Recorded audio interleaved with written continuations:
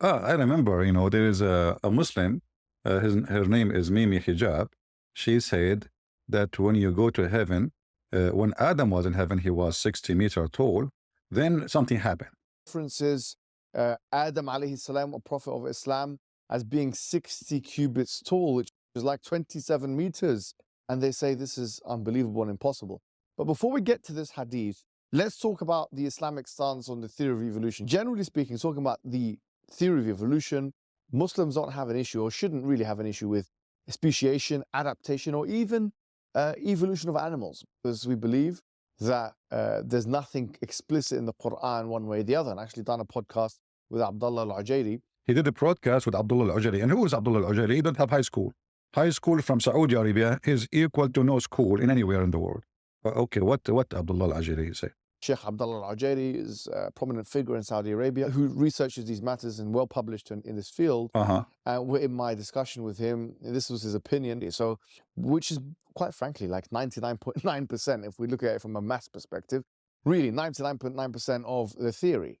The issue we have, we take issue with, or the point of evolution, the slither of which really diametrically opposes some of the Islamic narratives, is human evolution. Now, obviously, we have a narrative. We have a narrative in Islam. We have a whole in the narrative. I mean, didn't you learn, just last time you spoke to your teacher, Yasser Kadhi, and now you are not mentioning his name no more, since he said there's holes in the narrative. Islam, which is that Adam alayhi salam was created directly, or this prophet Adam was created directly by Allah, by God Almighty. And there are many things which differentiate human beings from the rest of the animal kingdom. Morality, like what? Like what? I will tell you. Like a human being, like you, they lie. Animals don't. Donkeys don't. They are more decent. Okay, what happened to Adam? The topic is Adam is 60 meters tall. And what happened now? Give us the answer. The ability to question why, this many different language, civilization, and so on and so forth. And it couldn't have been the case, we would argue, that we can actually in any way be equated to the rest of the animal kingdom, and there's something special. So why Allah is going to judge between two goats fighting in the day of judgment? And why the Quran says that animals are nations like you, and they have Quran, and not only that, they follow the book more than you. According to Muhammad, even when two goats fight, Allah will judge between them in the day of judgment, because they are Muslims. Chapter 6, which means chapter of An'am, chapter of the animals, there is not a moving living creature on earth, nor a bird that flies with two wings, but our community like you. We have neglected nothing in the book. Then into their Lord they should be gathered. And if we go and open the interpretation, we will die laughing. That all animals, they are going to be judged in the day of judgment for the bad things they do. And when you hear this, you think those people are spiritual and they believe in justice. So they rape you, they take your wife, they take your land, they take your home, they take your church, they take they take everything. And now there's two good, they fight, we will judge between them in the front of Allah. Look how spiritual they are. Tell us more. About human beings, لَقَدْ كَرَّمْنَا بَنِي آدَمَ, Allah says in the Quran that He has dignified the children of Adam. So we don't. Oh, they're dignified. We dignified. We dignified how? By having sex with the children. Necessarily agree or disagree. We can remain agnostic as to Darwinian evolution with other animals, but as it relates to the human being, there is something special about the human being, and that is why Allah created human being directly. Yeah. And in this hadith, there's indication that He created Adam in 60 cubits tall. This seems unscientific on many grounds, and I'll tell you what, on three major grounds. Number one is biological. Number two is archaeological. Who is going to believe in this? Especially we have the grave of Adam, peace be upon him, in all Islamic countries. Look how long the grave about. Long grave. You need to take a train, So we don't have any bones, any remain of Adam or any of his children. Yet the Muslims, they have graves for them everywhere. Everywhere. And by the way, this is not even the grave of Adam. This is Imran. This is the grandfather, according to Muhammad, this is the grandfather of Jesus. I mean, if the grandfather of Jesus, brother, he was so tall, 260 foot tall, brother. So how tall was Jesus? True stories, true stuff. Islam is full of it. You know, you like it, you don't like it. I mean, you would love it. Look how his eyes, like, you know, he's focusing now. And are you kidding me? You are telling me that you Muslims, you don't have any proof that Adam bones was so what is this? Look at this. This is different degree. Tomb, Adam and Eve. Look, they put them together. How beautiful. Look at this grave. And what they have there are bricks, and they cover them by a green carpet. Even, by the way, they have the Muslims, they have the footstep of a prophet Adam in Sri Lanka. Yes, brother. Because when Allah, he sent down Adam, he sent him down to Sri Lanka. Adam, he landed in Sri Lanka. All of us, we are Sri Lankan. Now, if we look at Adam alayhi salam, he came down onto the earth. He was sent to the earth. There's a question. Where did he land? Where? He wasn't just thrown so that suddenly he landed, meaning he dropped, but Allah placed him on the earth. Really? This we find in the narration of Rasulullah sallallahu alaihi wasallam, where he says, Adam alayhi salam nazala fil Hind. Oops. He came down in what is known as the Indo-Pak subcontinent, precisely Sri Lanka. He landed in Sri Lanka. And where Eve was landed? In Jeddah.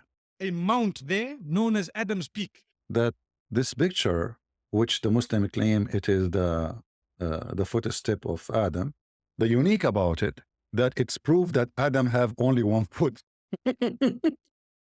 I mean, how in the world the guy, he left only one footprint? What happened to the other one? He was jumping like a kangaroo. There is only one print I move to make. You are the one who can give the answer. But we need to go back a little bit to Mimi Hijab, because Mimi Hijab, he looks serious. Look at this. Explain this matter.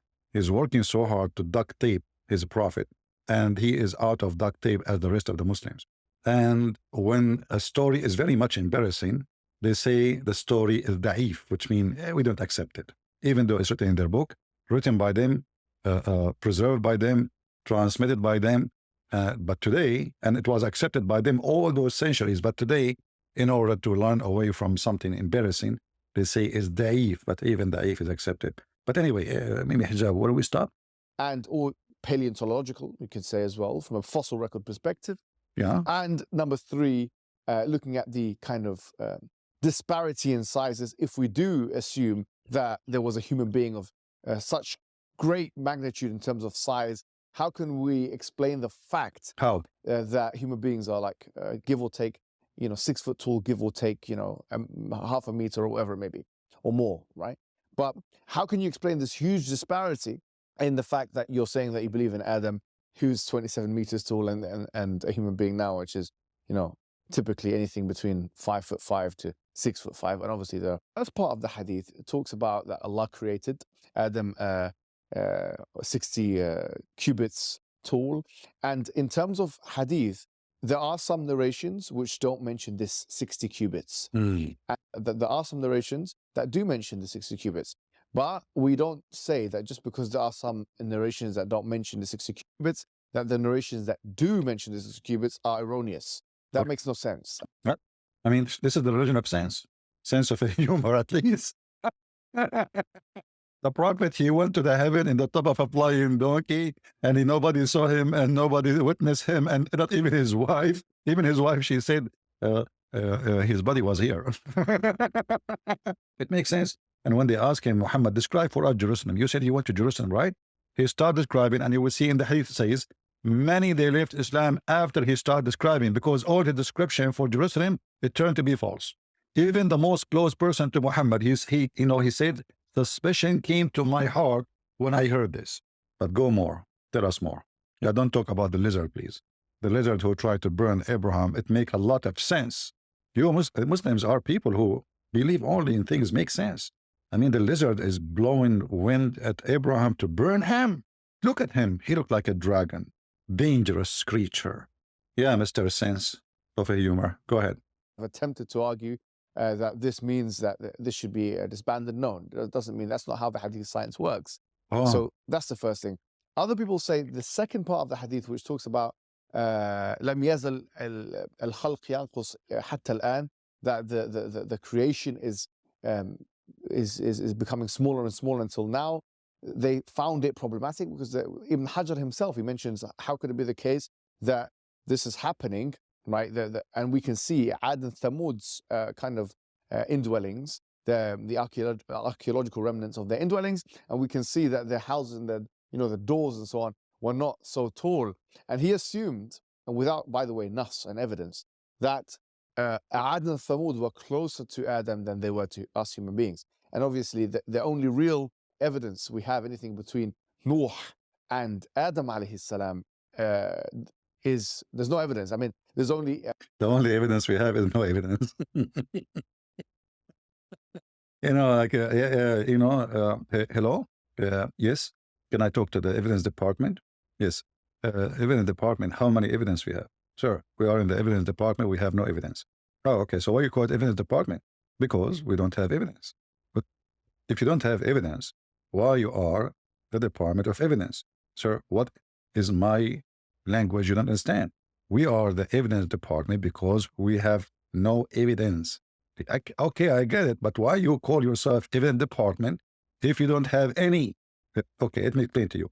We are the evidence department because we don't have evidence. What's wrong with you? So the only evidence we have no evidence. And Adam alayhi salam there's no evidence. I mean, there's only Israeliyat or kind of biblical narrations. So biblical narration, it says that Adam was 60 meter tall. This guy is potentially he was using those to kind of raise his eyebrow, but he did not say that this hadith is mu'allal or defective, as many believe.